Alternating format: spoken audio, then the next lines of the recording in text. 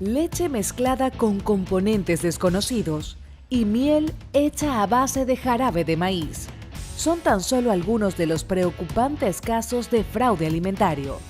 En esta edición de Efecto Naim, le revelamos los peligros de este negocio criminal y qué se está haciendo para combatirlo. Además, la reconocida periodista Andrea Bernstein nos cuenta por qué cree que las poderosas familias Trump y Kushner han empujado a Estados Unidos al borde de la oligarquía. Y en nuestras genialidades memorables, reconocemos a una institución mexicana por no cumplir con su misión de devolverle al pueblo lo robado. Esto y más a continuación.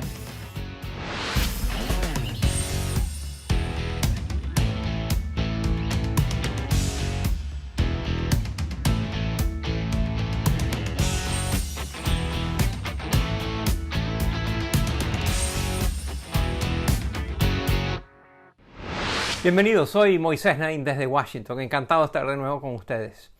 Hoy les traemos un interesante, preocupante reporte sobre productos falsificados. Cuando a uno le hablan de productos falsificados, está pensando en ropa, zapatos, carteras, productos eléctricos, electrodomésticos, etc. Pero no, hoy vamos a hablar de otros productos falsificados, productos alimenticios. Unos empresarios inescrupulosos, por así llamarlos, se dedican a fabricar comidas, alimentos, bebidas que usted cree conocer y las toma con confianza, las ingiere con confianza, pero no son lo que usted cree. A continuación explicamos cómo funciona este fraude alimentario y qué se puede hacer para contenerlo. Miren. Entre junio y diciembre de 2008, decenas de miles de bebés fueron hospitalizados en China por padecer piedras en el riñón, una condición que muy rara vez afecta a los niños pequeños. Investigaciones revelaron que los bebés enfermos habían sido alimentados con leche de fórmula adulterada. Así lo explica el experto en fraude alimentario Mitchell Weinberg. Lo que sucedió en este caso fue que la leche estaba siendo diluida con agua para que los productores pudiesen vender más.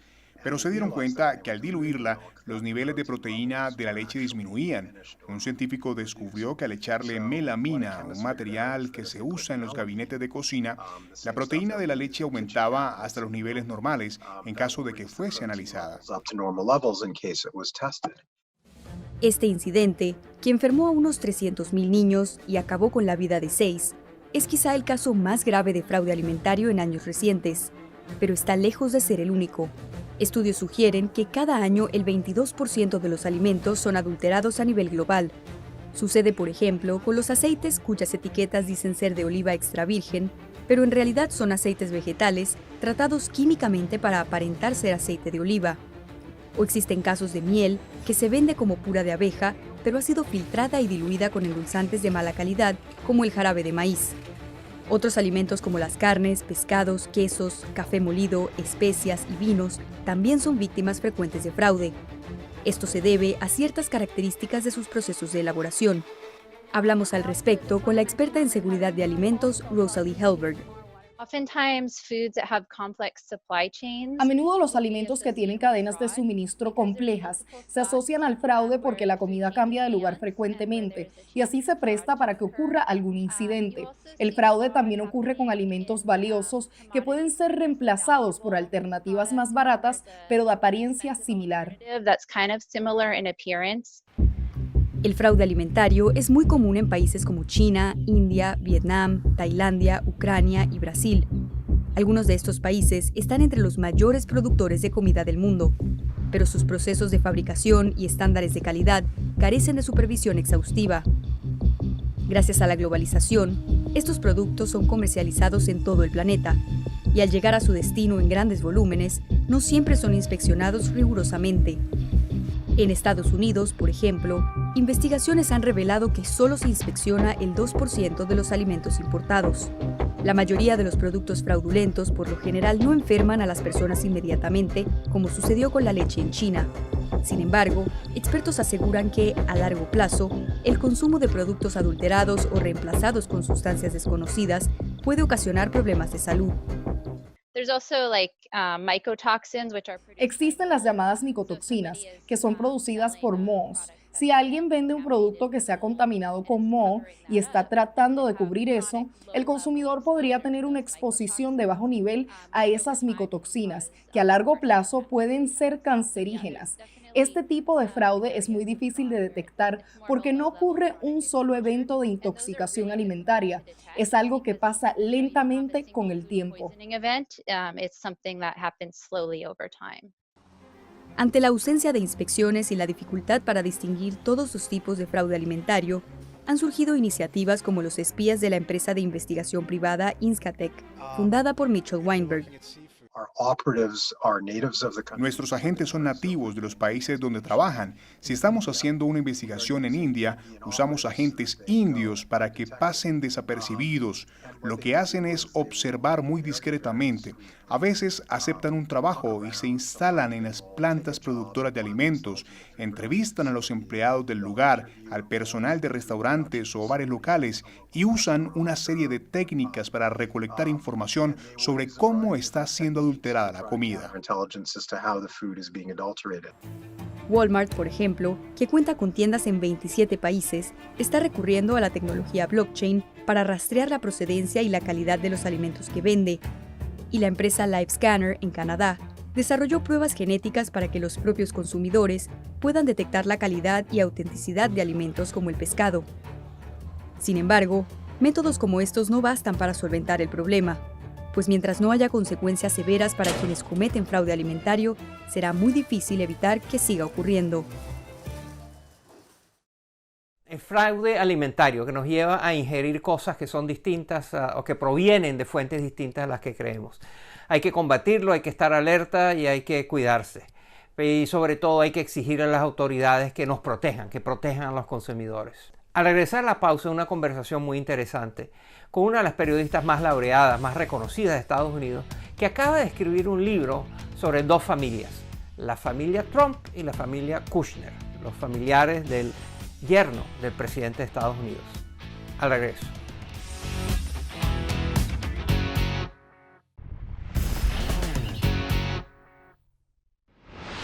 Todos hemos oído hablar de algunos de sus protagonistas más contemporáneos. La familia Trump tiene al presidente Donald Trump, pero también tiene a la hija del presidente, Ivanka, que está casada con Jared Kushner.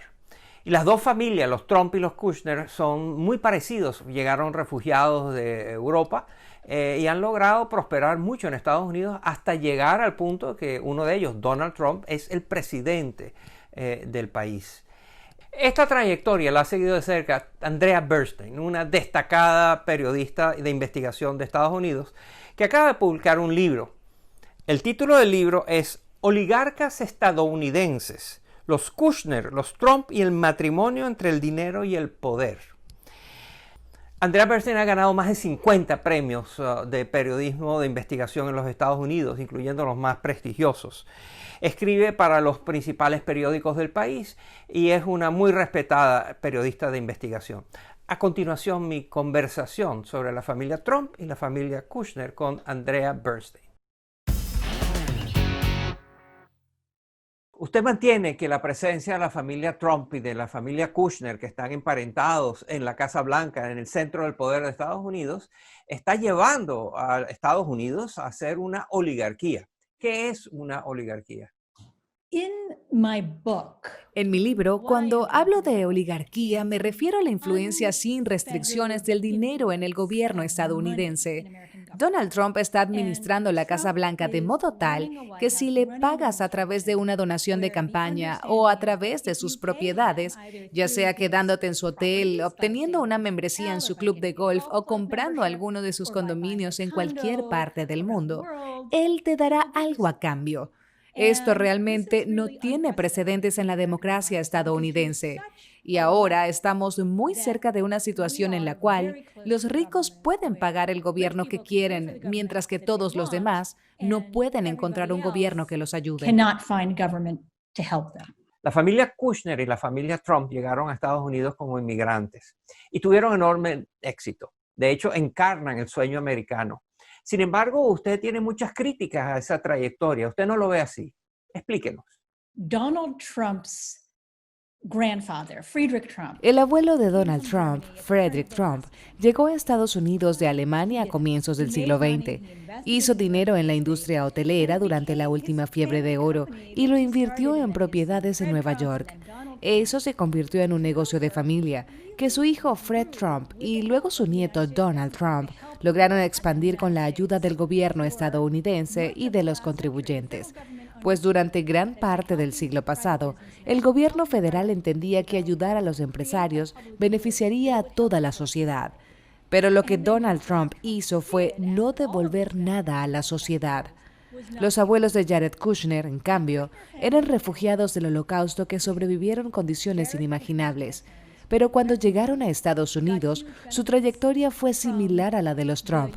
Crearon un imperio comercial, entendiendo que si tomaban una pequeña porción de su dinero y se lo daban a gente en la política, podrían recibir grandes beneficios financieros para su negocio. Como sabemos, hay una avalancha de acusaciones contra Donald Trump y evidencias, etcétera, y sin embargo, nada parece tocarlo. Es el presidente teflón, nada parece afectarlo. ¿Por qué? Well, this was another secret of Donald Trump's success before he got into office. Bueno, este fue otro secreto del éxito de Donald Trump antes de que asumiera el cargo. Él entendió que cruzaría muchas líneas como empresario en Nueva York y que la forma de evitar las consecuencias era asegurándose de tener influencia sobre los fiscales y los reguladores. Así que les daba dinero a los distintos fiscales de distrito, contribuía a sus organizaciones benéficas favoritas y a veces utilizaba su carisma para influenciar a agentes del FBI que lo investigaban. Se reunía con ellos en un campo de golf, los invitaba a almuerzos elegantes o los llevaba a pasear en su helicóptero. Entonces, Donald Trump entendió que todos tenían un precio, incluidas las personas en la rama judicial.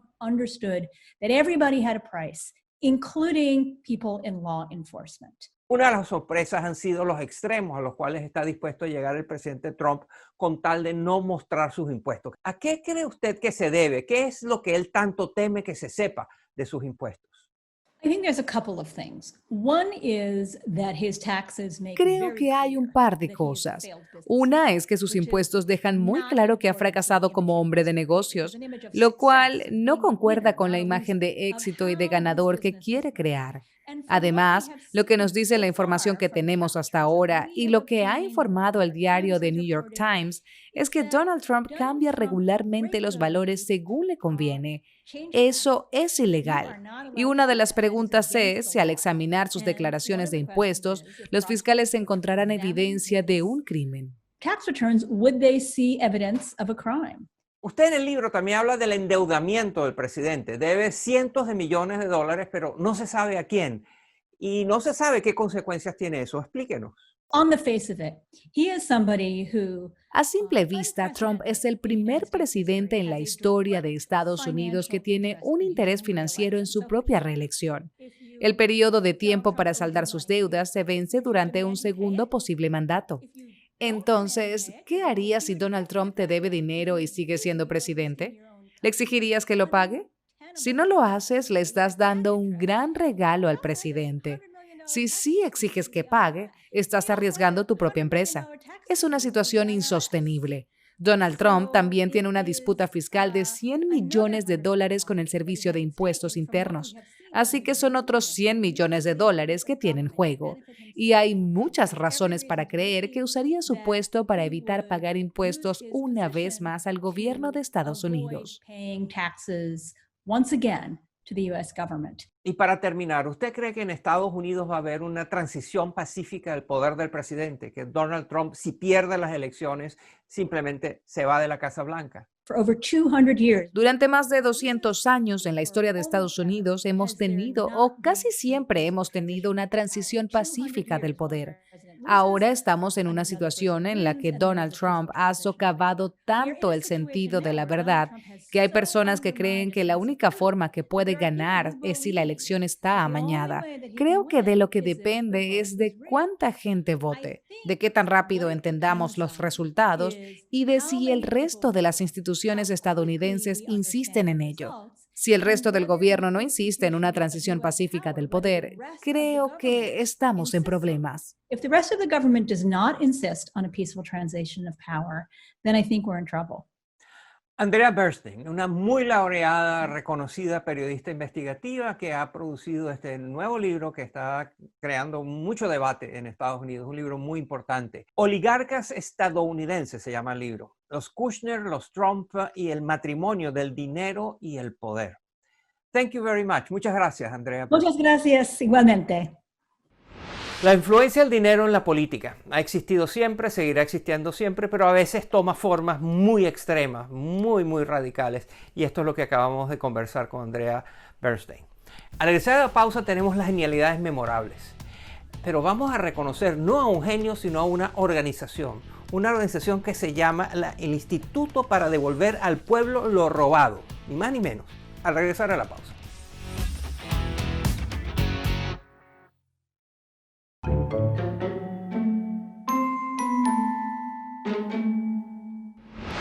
En el año 2019, el presidente Andrés Manuel López Obrador de México creó una nueva institución, el IDEP, el Instituto para Devolverle al Pueblo lo Robado. Imagínense.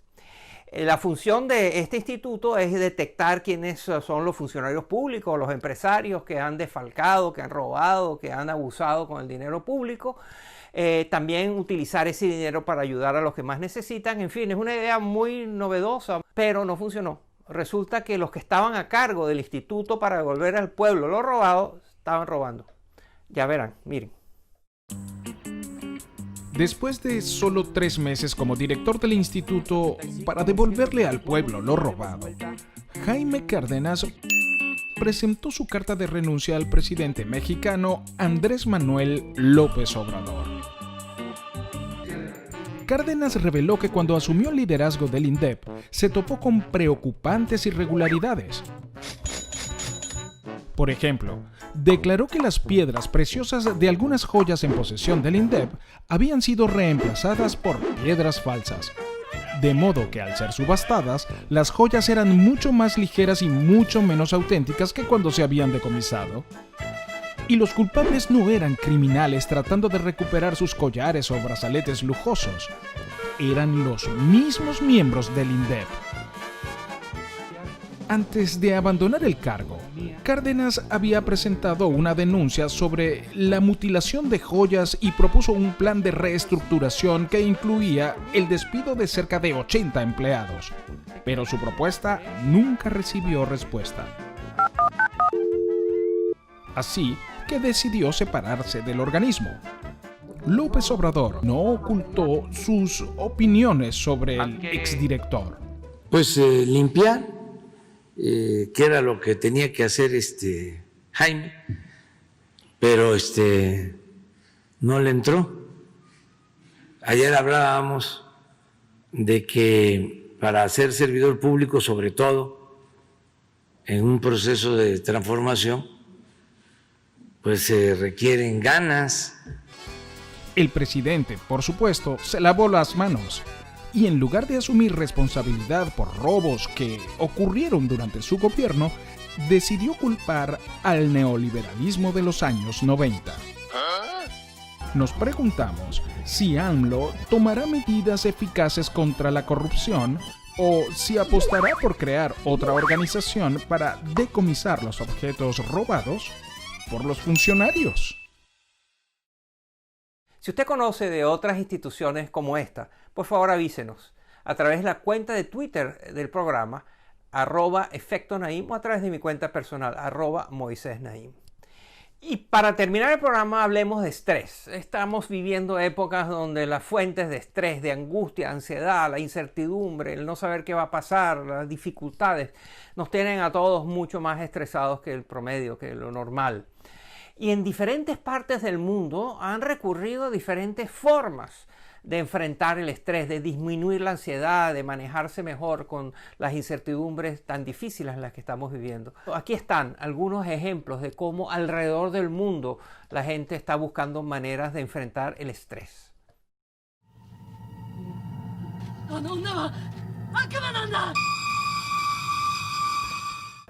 La pandemia dejó a Kenta Iguana, y a otros empleados de un parque de diversiones en Tokio sin trabajo.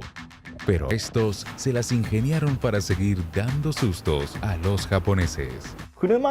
Si las personas se quedan dentro de sus carros y los asustamos sin tener contacto directo, me pareció que podíamos seguir ofreciendo una casa embrujada en tiempos de coronavirus. La atracción ha sido todo un éxito, sorprendentemente entre aquellos que buscan liberar el estrés provocado por la pandemia. Y es que la COVID-19 le ha quitado hasta el sueño a personas en todo el mundo, tanto así que los expertos han dado un nombre a este fenómeno: coronasomnio. Es por eso que la compañía PepsiCo anunció que para diciembre del 2020 lanzará al mercado una agua saborizada llamada Driftwell que ayuda a las personas a dormir. Esta lata de 200 mililitros tendrá un componente activo llamado L-teanina, un aminoácido que ayuda al cerebro a relajarse. En la India, muchos buscan una predicción del futuro que los ayude a enfrentar estos tiempos de gran incertidumbre. Reportes señalan que ha habido un aumento de hasta un 40% en la clientela de lectores de cartas de tarot, curanderos y astrólogos como Ajay Bambi, quien es consultor de varias celebridades. Mientras tanto, países como China, Dinamarca, Reino Unido y Colombia han registrado un aumento en la compra de consoladores, lencería y muñecas inflables. Solamente en Medellín, la venta de juguetes sexuales ha aumentado en un 140%. Quizá no es ninguna sorpresa. Los psicólogos aseguran que divertirse en privado puede liberar químicos en nuestro cuerpo que nos ayudan a dormir y a aliviar la ansiedad. Hasta aquí el programa de hoy. Espero que les haya interesado. Espero que nos veamos la semana que viene. Gracias por acompañarnos.